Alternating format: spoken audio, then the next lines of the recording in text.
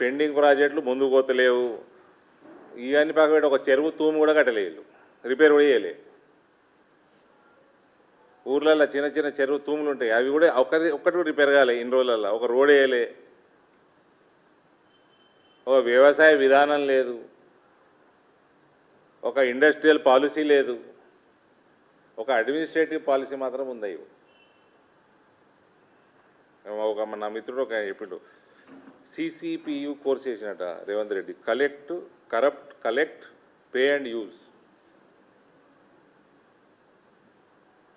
50 కోట్లు తీసుకుపోయి రాహుల్ గాంధీకి ఇచ్చి పిసిసి ప్రెసిడెంట్ పదవి తెచ్చుకుంటానని నేను అంటలేను, అప్పట్లో కాంగ్రెస్ వాళ్ళే అన్నారు.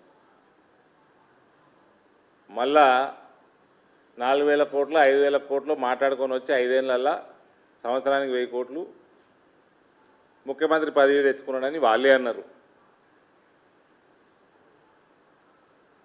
ఇక ఈయన ముఖ్యమంత్రి, ఈయనని ఎందుకు కావాలంటే కలెక్షన్ ఈయన మంచిగా చేస్తాడు,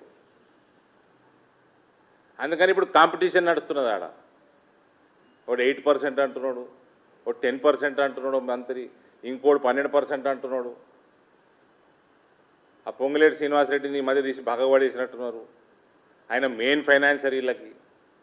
ఆయన రూపాయి ఫైనాన్స్ చేస్తే 10 రూపాయలు సంపాదించేసిండని పక్కకు పెట్టిండు. ఇంకా నాకంటే ఎక్కువ సంపాదించేస్తాడేమో అని కాంపిటీషన్లో.